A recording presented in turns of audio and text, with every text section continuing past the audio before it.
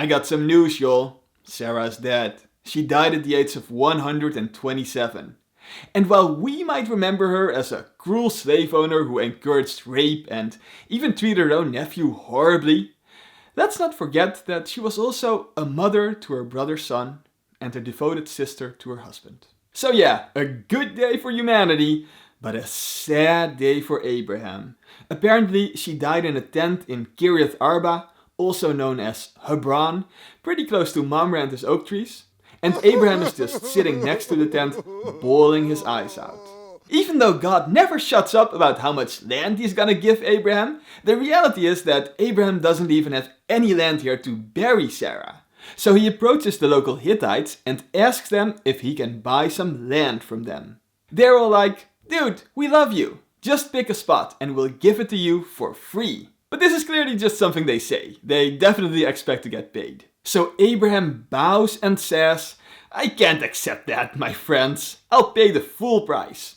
Any chance I can buy the Machpelah cave from Zohar's son, Ephron? It's at the edge of his field. This leads to a meeting with Ephron himself near the city gate.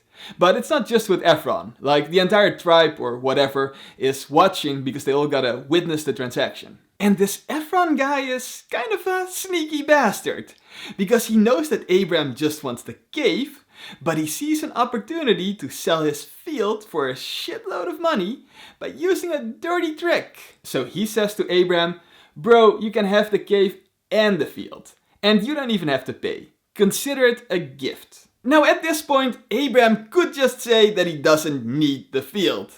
But I guess he's trying to do the socially acceptable thing or whatever, because he bows again and says, that's very generous of you, but I insist on paying a fair price for the field. And then Ephron says, my friend, the land is only worth 400 shekels of silver. What's 400 shekels between friends? Just go bury your wife.